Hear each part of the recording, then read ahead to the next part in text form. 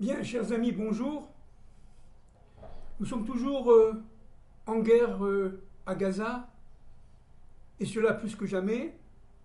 C'est un processus long, un processus dynamique qui nous amènera, si Dieu veut, selon l'ordre de sa volonté, évidemment, dans cette fin de dynamique de l'histoire, vers la messianisation d'Israël et du monde.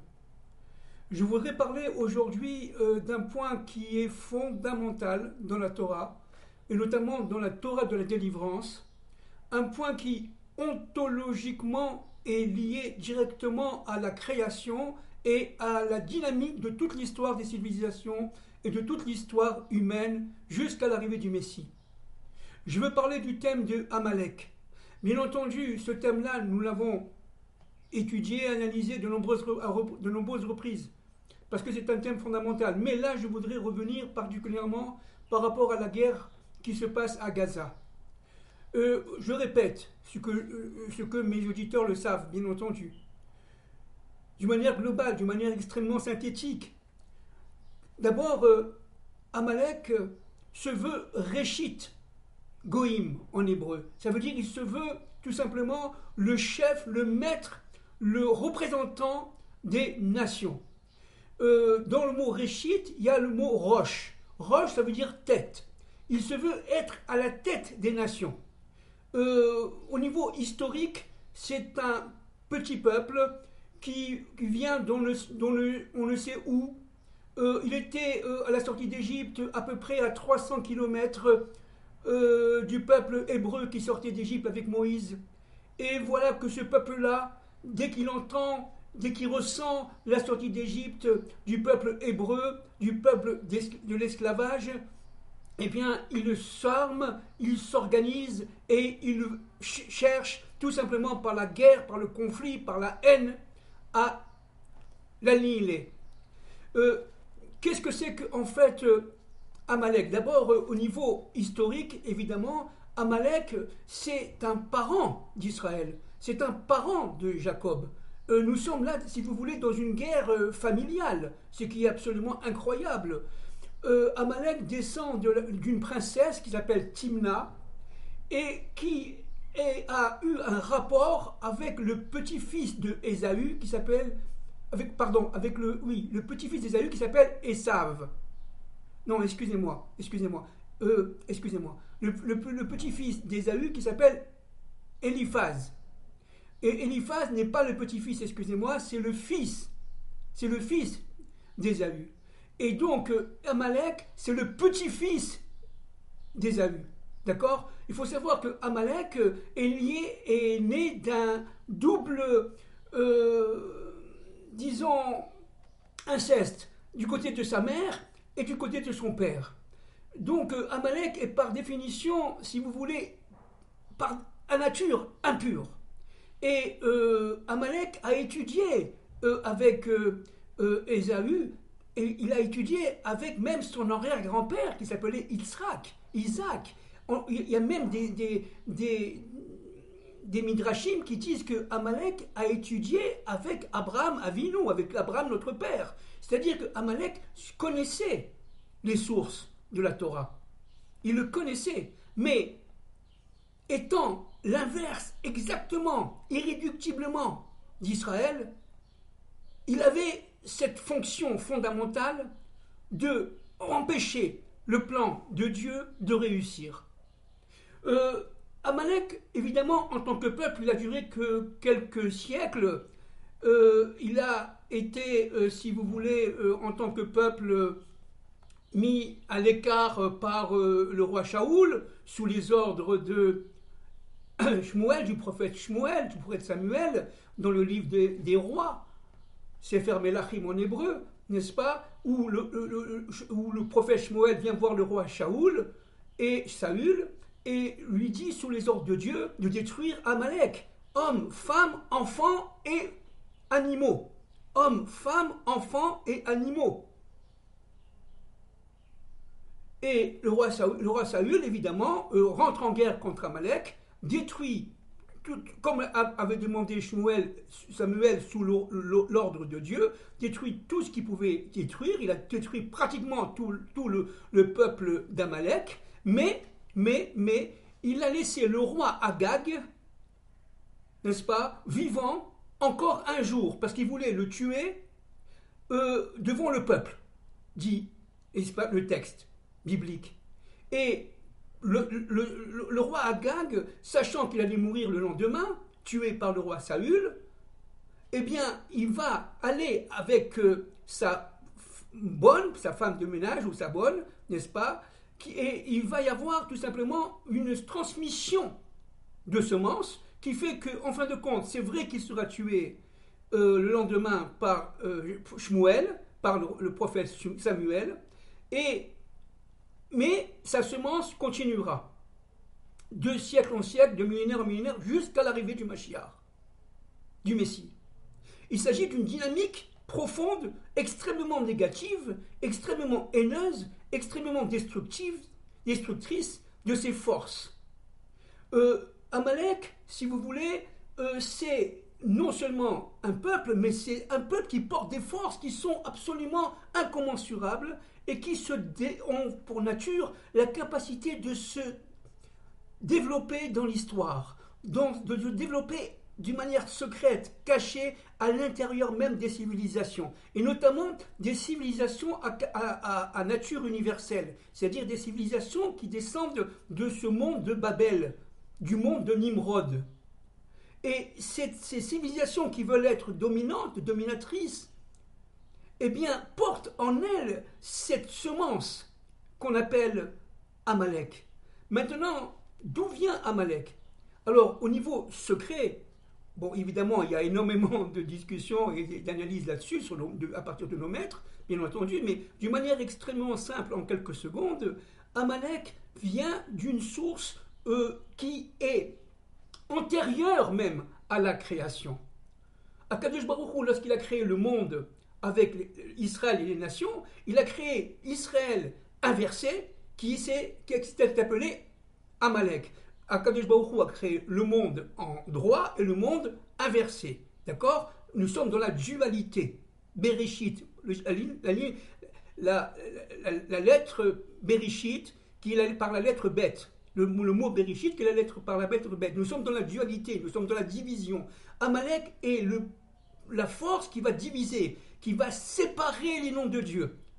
Yud, Ke, Vav, Ke, eh bien, tant que les 4 lettres du nom de Dieu sont séparées, Yud, E, séparation, Vav, E, eh bien, Amalek règne.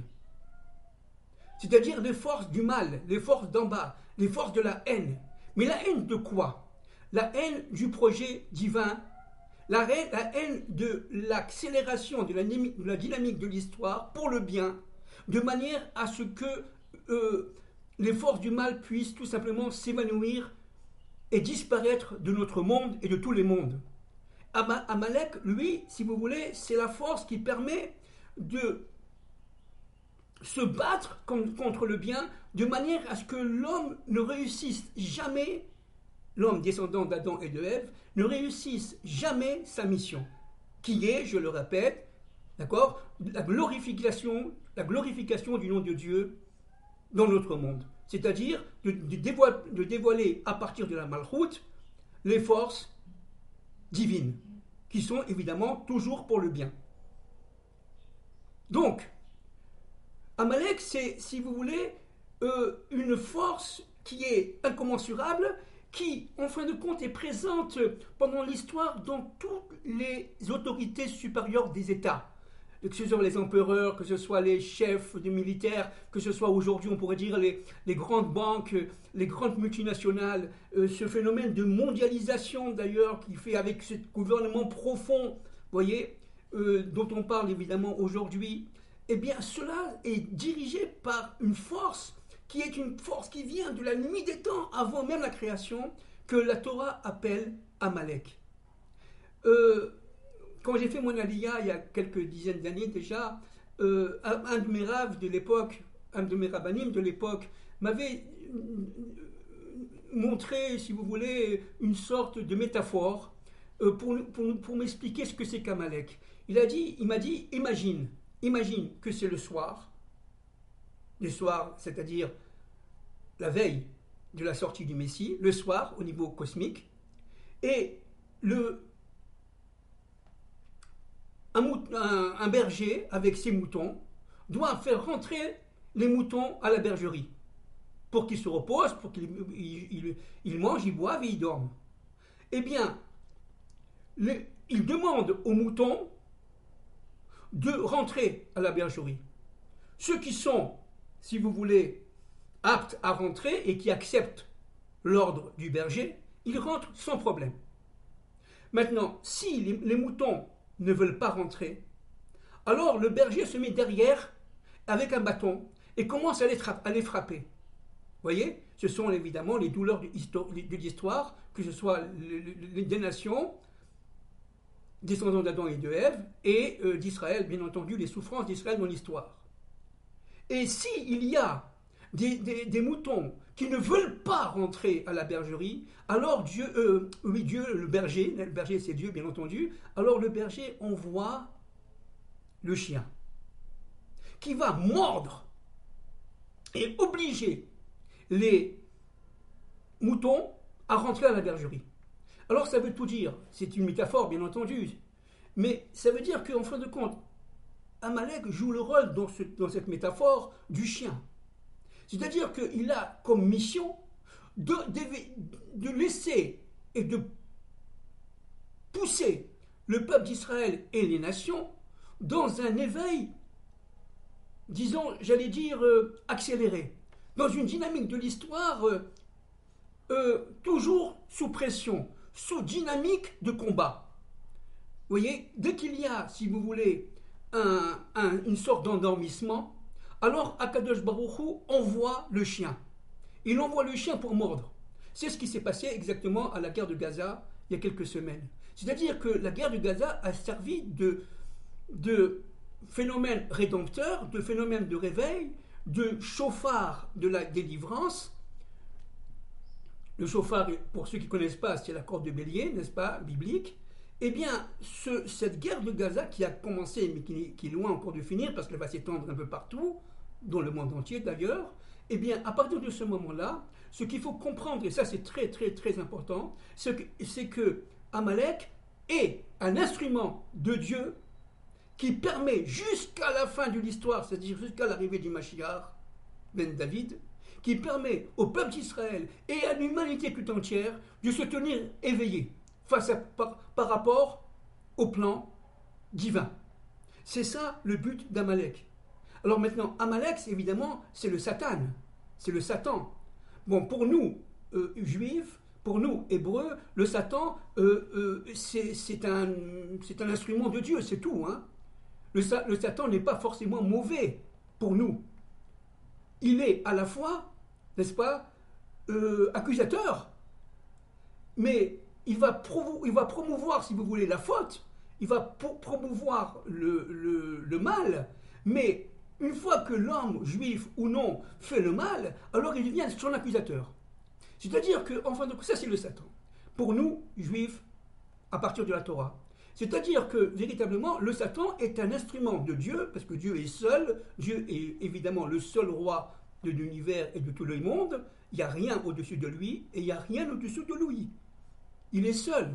Donc le Satan, ce n'est que son instrument, c'est tout, d'intervention. Et le Satan, n'est-ce pas, est lié directement aux forces d'Amalek.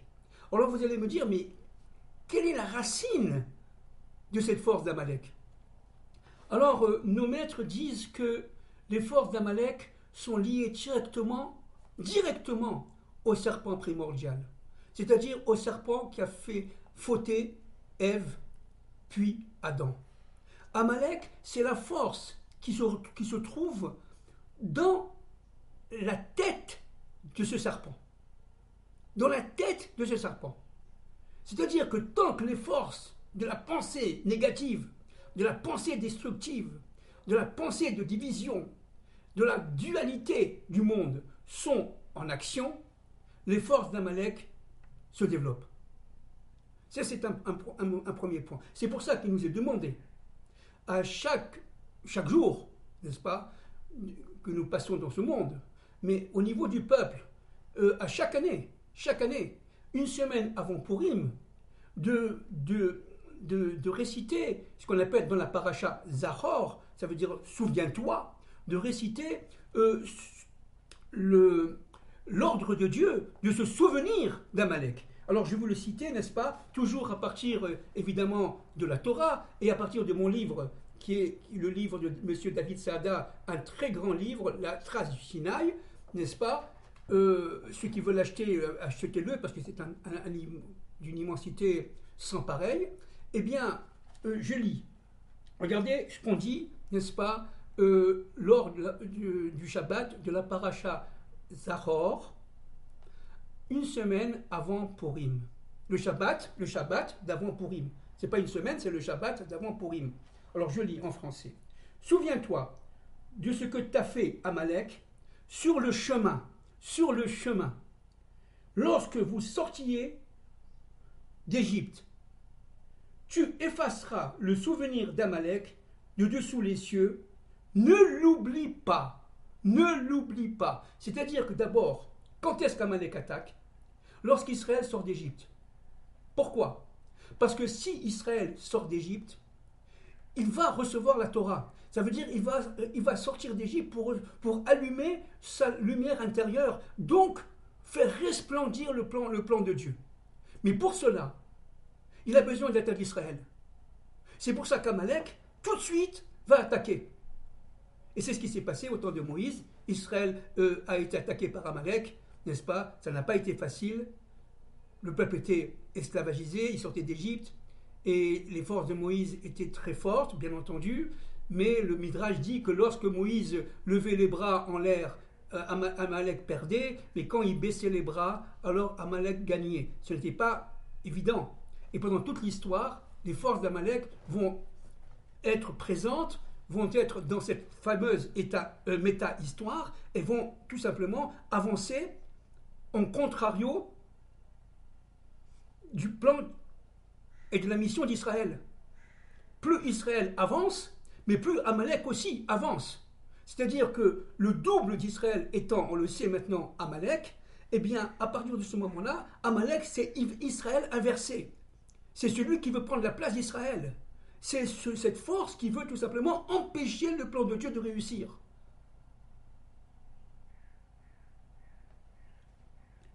Alors, regardez, c'est très intéressant. Toujours dans ce livre-là, magnifique du Rav David Saada, je lis l'Exode 17, 14. L'Exode 17, 14. C'est moi qui effacerai, dit Dieu, le souvenir d'Amalek de dessous de dessous les cieux, pardon. C'est-à-dire que nous avons un ordre, une obligation, de se souvenir des forces d'Amalek. Jamais on doit oublier qu'Amalek est présent dans l'histoire. Il peut prendre la forme de Haman, pendant, évidemment, la reine Esther. Il peut prendre la forme des nazis.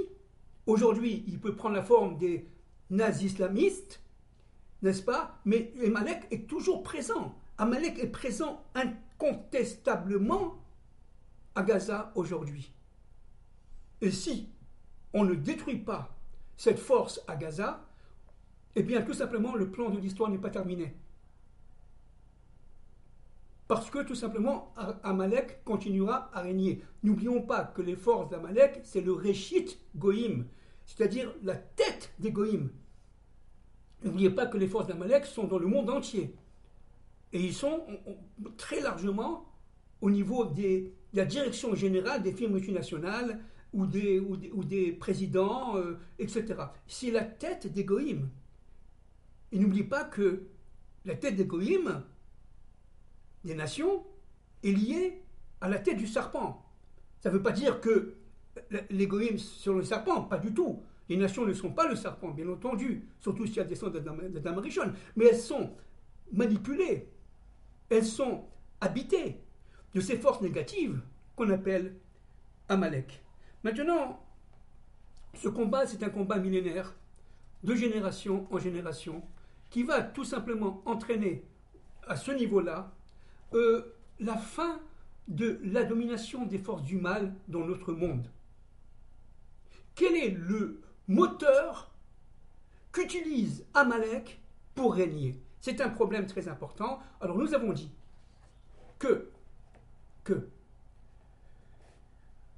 le problème de la création est lié directement à la faute d'Adam et de Ève par rapport au serpent dont la tête est dirigée par les forces d'Amalek. La faute d'Adam a entraîné un double, on l'a dit l'autre fois, mouvement. Un mouvement d'attraction vers la lumière, parce que Adam voulait, par la Tchouva, revenir à la lumière divine qu'il avait au Gan Eden, au paradis, mais aussi il y avait cette répulsion. Cette répulsion, c'est-à-dire, en fin de compte, ces forces qui l'empêchaient, c'était les forces d'Amalek, d'atteindre cet objectif. Et à partir de ce moment-là, où il y a eu une sorte de refoulement de ce désir premier d'arriver à l'éclairage et à la messianisation d'Israël et du monde, alors Adam a provoqué une sorte de sentiment de culpabilité, qu'on a déjà dit les autres fois. Et ce sentiment de culpabilité a été manipulé par Amalek. Il a été manipulé au jour le jour, de génération en génération, de civilisation en civilisation, par Amalek. Et comment? Eh bien, tout simplement en développant, par le refoulement de ce désir d'être, de ce désir premier, d'être attiré par les forces du bien, par les forces de la lumière, ce refoulement provoque une sorte de culpabilité qui lui-même provoque un refoulement, qui provoque une sorte de culpabilité, et cela presque à l'infini. Et on descend, on descend, on descend, on descend. Quel est le but d'Amalek? C'est tout simplement d'arriver à la haine, et ça c'est très très important, de l'homme par l'homme.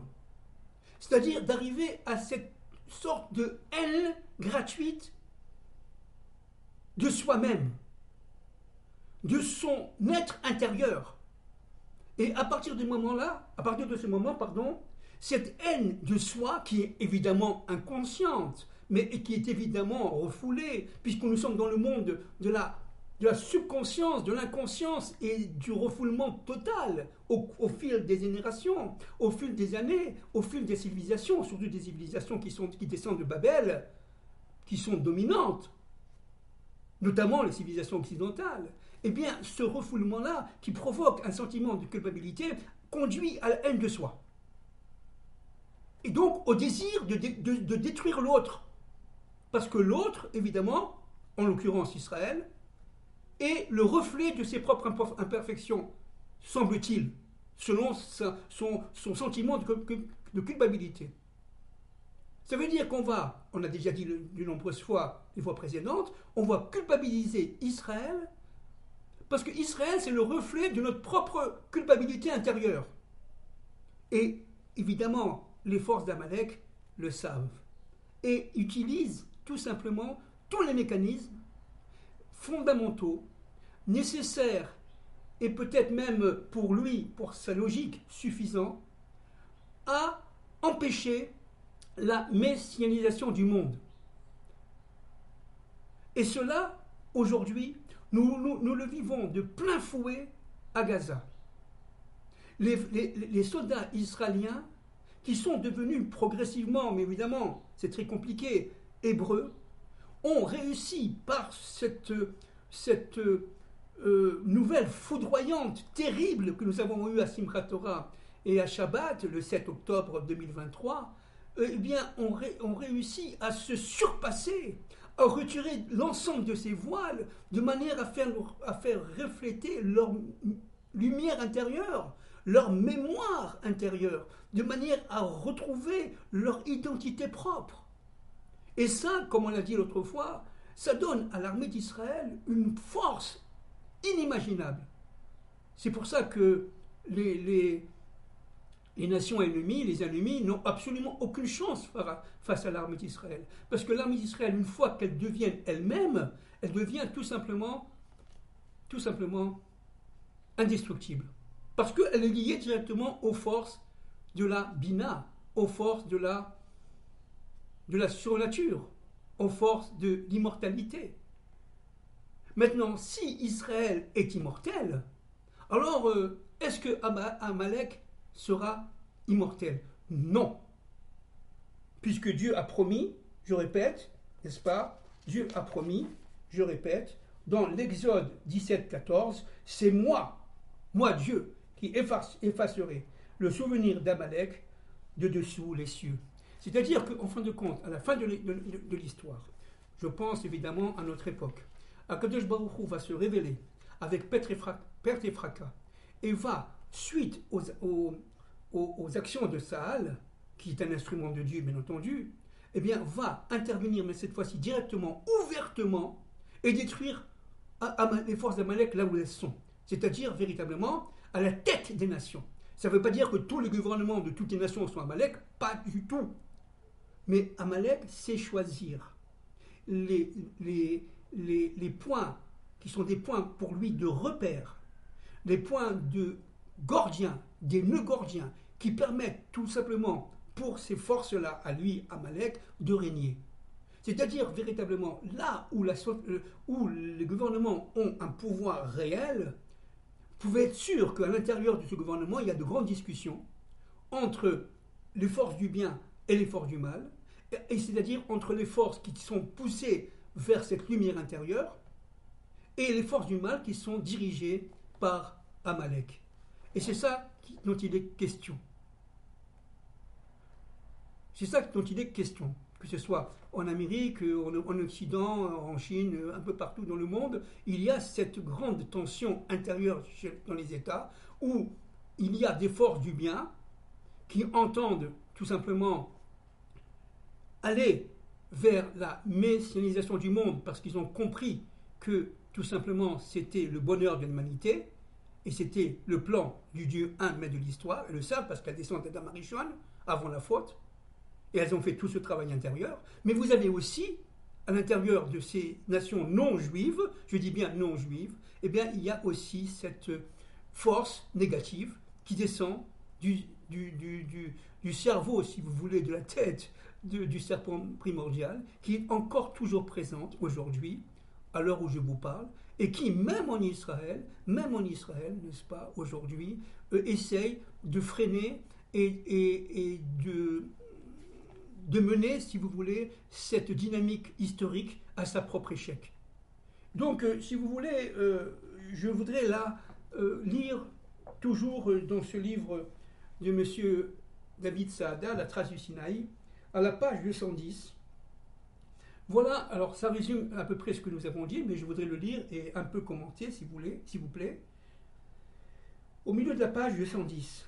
Et cela est le début d'un cycle, parce qu'évidemment l'histoire est cyclique, mais elle est cyclique, et là j'ouvre une parenthèse, mais expansive. On va d'un point à un autre, du Aleph au Tav, on doit faire tout l'alphabet hébraïque, et nous sommes arrivés aujourd'hui à la lettre Tav, à la fin de l'alphabet hébraïque, c'est-à-dire à la fin de l'histoire universelle telle qu'on l'a connue aujourd'hui. Bien entendu, ça ne veut pas dire que c'est la fin du monde, c'est pas ça, c'est la fin d'un monde et le début d'un autre. Alors je lis, fin de parenthèse, et je lis, et cela est le début d'un cycle qui est la principale cause de l'aliénation de l'homme, j'allais dire presque, comme dit les marxistes, par l'homme. Première étape, dit notre maître David Saada, le refoulement du sentiment de culpabilité, ce que nous avons dit tout à l'heure, empêche son élimination par la réparation. Qu'est-ce que ça veut dire que la réparation? Ça veut dire de retirer par le travail intérieur l'ensemble des voiles qui nous séparent de notre être identitaire fondamental, propre en nous, profondément ancré en nous, et produit une dévalorisation de soi, et finalement une haine de soi. C'est ce que nous avons vu de ce que nous avons dit. Ce sentiment de refoulement, de ce désir premier, d'être Adam Arishon avant la faute, eh bien, a entraîné un sentiment de culpabilité qui, de proche en proche, a abouti à la haine de soi. Pourquoi? Parce que tout simplement, il y a une sorte de dévalorisation de l'être humain descendant d'Adam et de Ève. Et c'est exactement ça que veut imperturbablement Amalek. Deuxième étape, dit notre maître. Cette haine de soi, inconsciente, bien entendu, elle est inconsciente, est la porte ouverte pour une répétition de la faute. Vous voyez, le but d'Amalek, c'est de nous enfermer dans un cercle. Vous avez entendu parler, évidemment, du mythe de Sisyphe, décrit par nos philosophes. Sisyphe étant un être qui, toute la journée, monte sa pierre jusqu'au sommet, qui redescend et qui remonte et qui redescend. C'est ça que veut faire Amalek. Empêcher, tout simplement, l'ordre des choses d'aboutir à la magnification, oui, du plan de Dieu, au grand succès du plan divin. Mécanisme infernal. C'est infernal, bien entendu, puisque là, il n'y a plus d'issue. On est dans une impasse. Amalek entend mener Israël et le monde dans une impasse. Cercle vicieux du refoulement, de la culpabilité, qui se transforme en haine de soi, on a déjà dit, et qui engage l'homme dans un cycle sans fin d'échecs, empêchant son adhésion au projet divin. Fin de citation. Alors je continue à la page 211. La haine de soi intériorisée et refoulée que la Torah désigne sous le nom générique d'Amalek est le nœud de l'antisémitisme, de l'antijudaïsme et de l'antisionisme. C'est ça le nœud. Le problème des nations, c'est contre Israël. En fin de compte, c'est le reflet de leur propre problème à elles, nations, dû au refoulement de ce désir premier. Les nations qui se sentent coupables dans leur inconscience, bien entendu, dans leur fond intérieur, elles se sentent coupables, alors elles rejettent cette culpabilité à l'autre qui s'appelle Israël, puisque Israël a le devoir, la fonction fondamentale de réveiller cette lumière qui est ancrée indubitablement dans les nations, descendants d'Adam et de Ève. Le but d'Israël, c'est de réveiller les forces du bien, les forces de lumière. Et le but de Amalek, qui est l'anti-Israël, est de révéler les forces d'obscurité. Cette haine de soi inconsciente est projetée sur Israël, porteur de la trace du Sinaï, c'est-à-dire porteuse de cette capacité, n'est-ce pas, qui est absolument indestructible, qui est en nous de comprendre qu'il y a un projet. Cette lumière intérieure qu'on appelle encore une fois le Or Aganou, cette lumière cachée, et que notre maître David Sada appelle la trace du Sinaï, cette lumière intérieure, elle est indestructible. Et c'est ça qui va nous sauver des forces d'Amalek.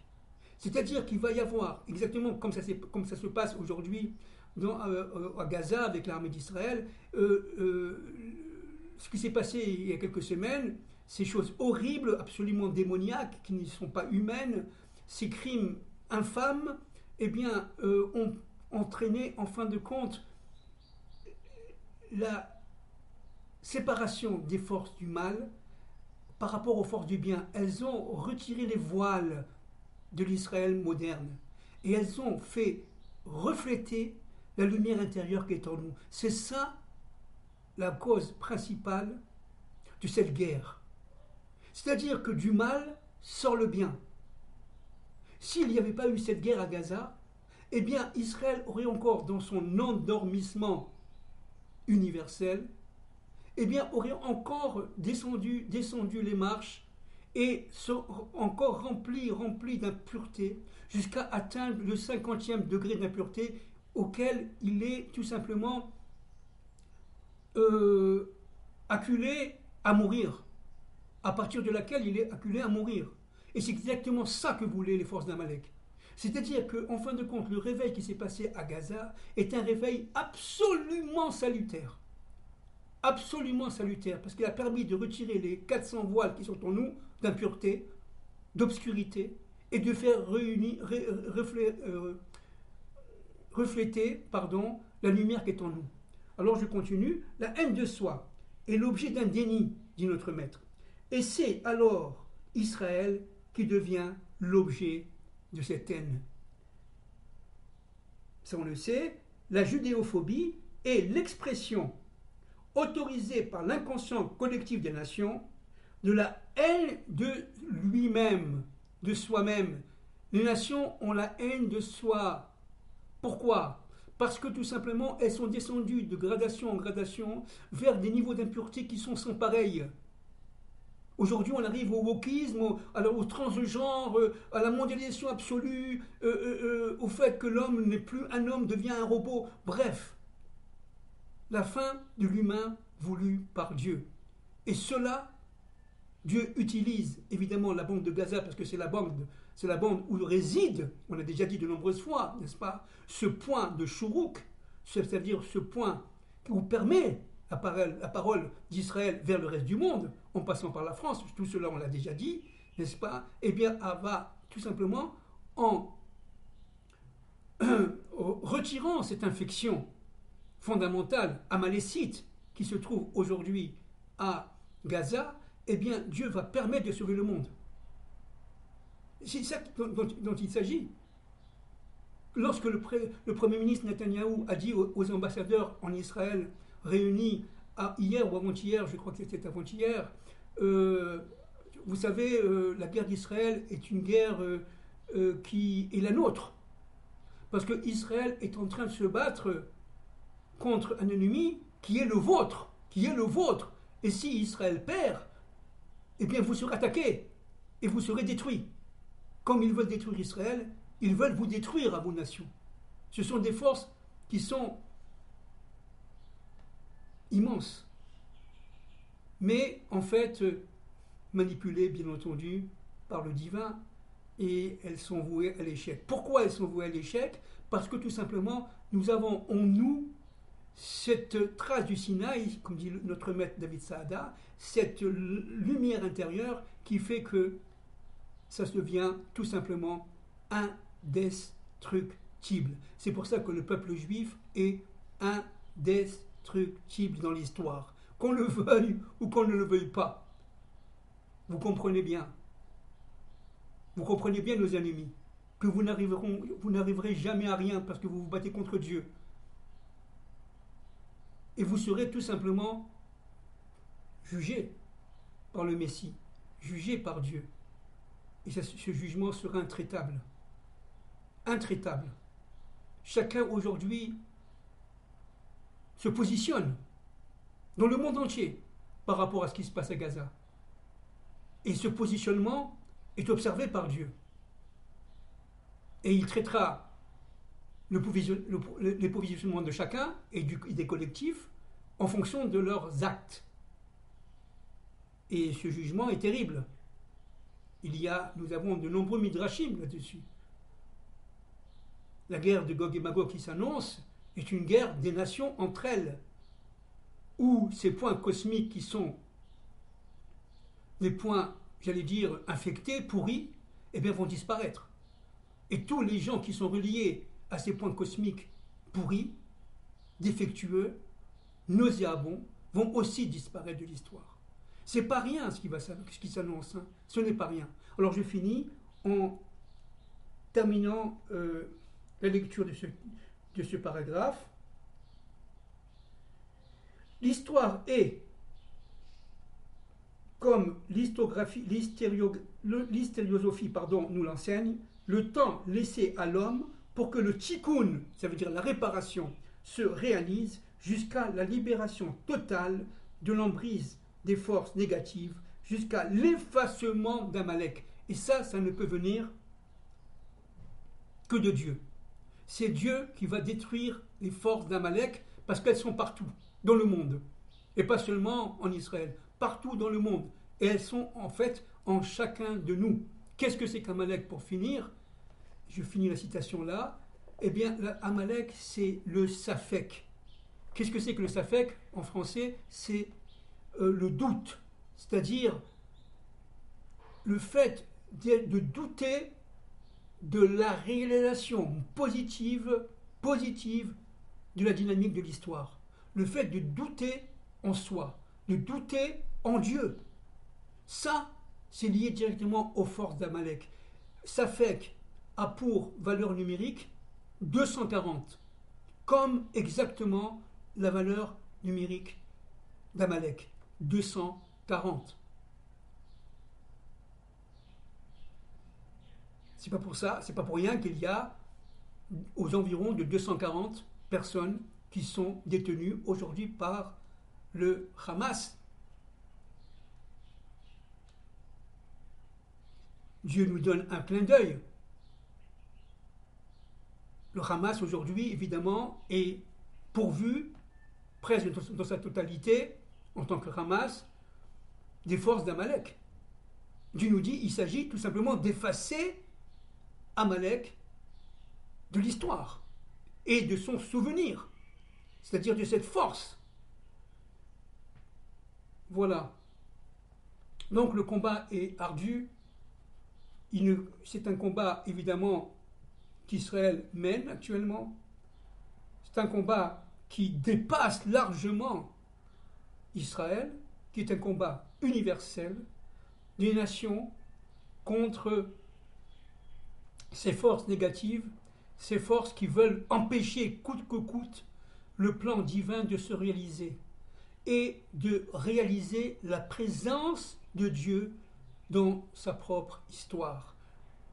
C'est une sorte de force, évidemment créée par Dieu, évidemment manipulée par Dieu, n'est-ce pas, qui va tout simplement aller jusqu'au bout de cette dynamique et entraîner sa propre perte. Comment? On finit, on l'a déjà dit, par le fait que la lumière intérieure de chacun d'entre nous, juifs et non-juifs, s'allume, et à partir de ce moment-là, les forces d'Amalek n'ont plus de prise. Parce que cette lumière intérieure, elle est indestructible. Vous comprenez? Comme est indestructible le peuple d'Israël, qu'on le veuille ou qu'on ne le veuille pas. Merci beaucoup.